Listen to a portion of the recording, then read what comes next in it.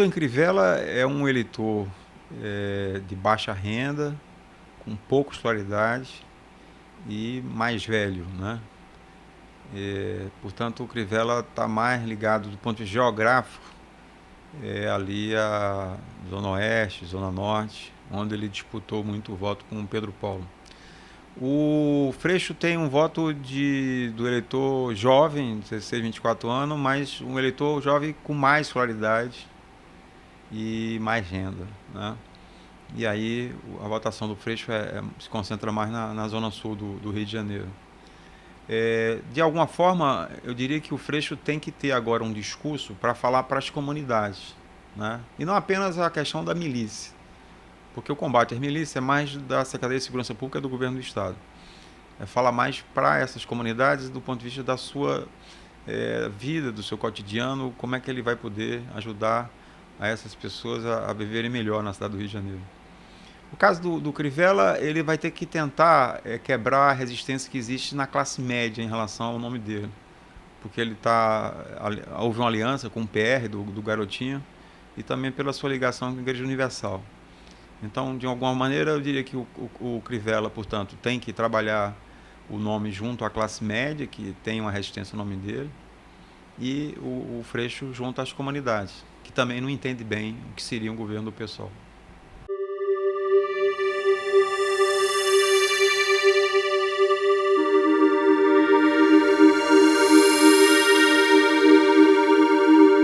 Três aspectos eu acho que definiram a votação do Freixo, né? Ou a passagem do Freixo para o segundo turno, melhor dizendo.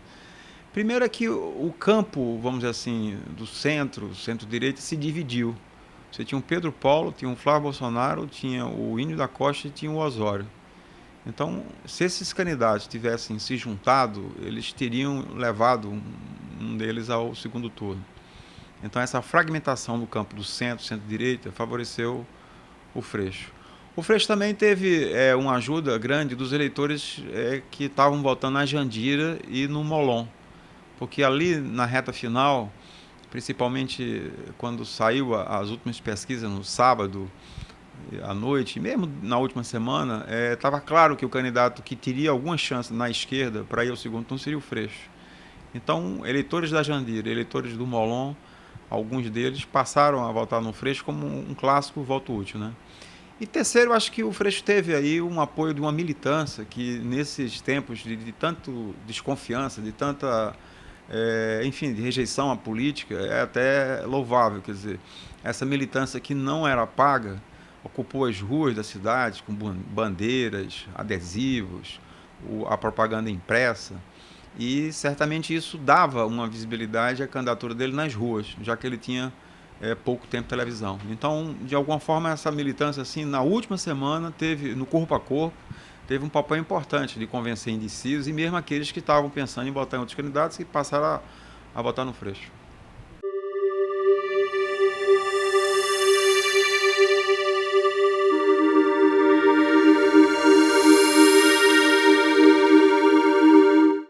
A esquerda geralmente tem uma votação, sempre tem tradicionalmente uma votação boa justamente nessas áreas de maior escolaridade e maior renda.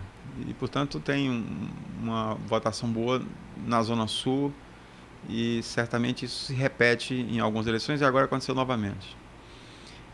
O Crivella e também o próprio candidato do governo, Pedro Paulo, tem uma votação concentrada muito nessas áreas que são mais dependentes do governo, do Estado, de políticas sociais.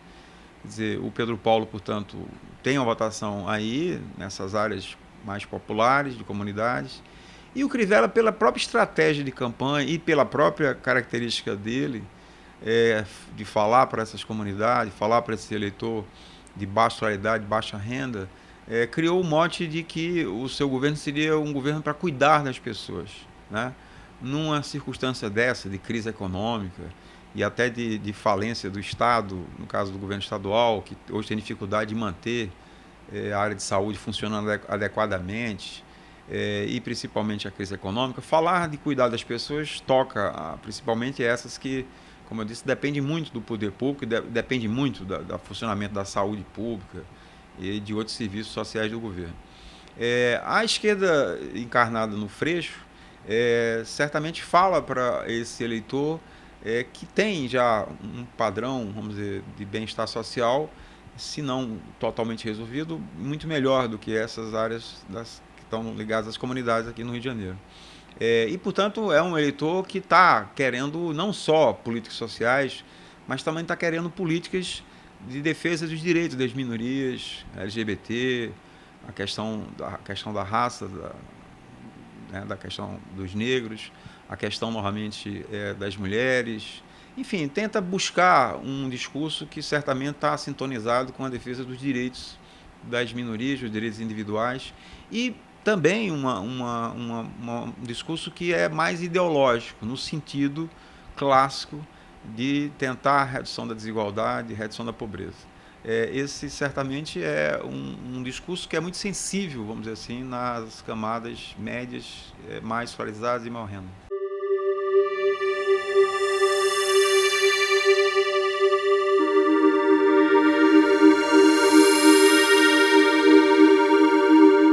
O segundo turno tem uma característica que precisa a gente ser pensado em três aspectos novamente. Primeiro é que no primeiro turno, 38% dos cariocas não votaram para prefeito, dos cariocas aptos a votar. 1.866.000 pessoas ou se ausentaram das urnas ou votaram branco nulo.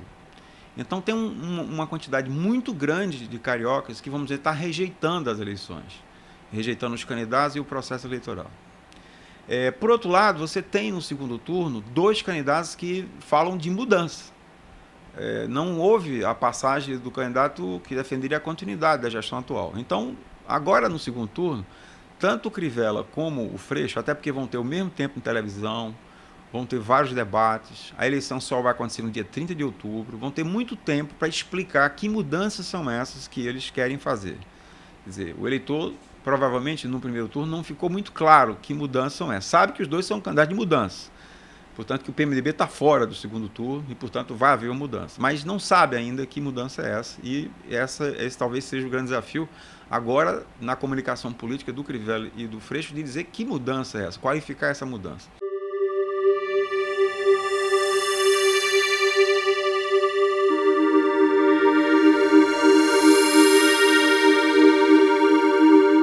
Quando você pega a nível nacional a eleição, ela traz uma estrondosa derrota do PT.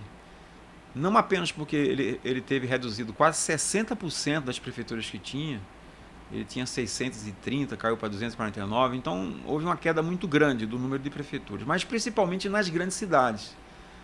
Quer dizer, quando você pega as 93 cidades que são as mais importantes do ponto de vista de serem capitais ou terem mais de 200 mil eleitores, aí o PT teve também uma redução muito grande, né? O PMDB é o partido que continua tendo um maior número de prefeituras, mais de 1.000 prefeituras. E o PSDB foi o partido que teve um crescimento bastante expressivo e provavelmente pode-se dizer até que tem um certo destaque nessas eleições municipais, porque venceu em São Paulo no primeiro turno, faz o segundo turno em Porto Alegre, faz o segundo turno em Belo Horizonte. Então o PSDB, vamos dizer assim, se fortaleceu nessas eleições, isso principalmente visando 2018. De qualquer maneira, é uma eleição também que é muito fragmentada, né? Você tem, portanto, vários partidos vencendo prefeituras, ou seja, o nosso sistema partidário continua muito fragmentado, com a presença de muitos partidos. Uma outra menção também que merece destaque é a rede. No primeiro turno, a rede fez 5 prefeituras, o que é muito pouco, para uma liderança nacional como a Marina. Então, a rede fracassou aqui no Rio, com a candidatura do Molon, e fracassou em São Paulo, com a candidatura do Ricardo Jong. Então, vamos dizer assim, a rede não conseguiu ainda, é um partido novo, a gente tem que dar um desconto, transformar esse potencial de votos que a Marina tem, que é em torno de 20% dos votos nacionais, em prefeituras, em cargos a nível dos municípios brasileiros.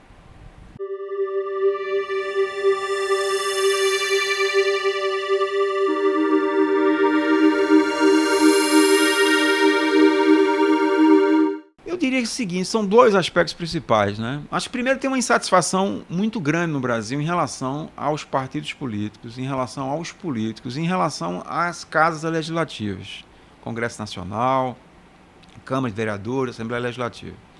E também em relação a governos, né?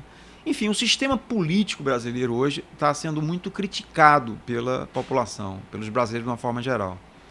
E quando eu digo isso é porque eu posso até voltar a um pouco antes. As manifestações de 2013, né, mostravam que a maior parte daqueles que estavam lá na rua, 90% deles, não tinham uma identificação partidária, não se sentiam representados por nenhum partido.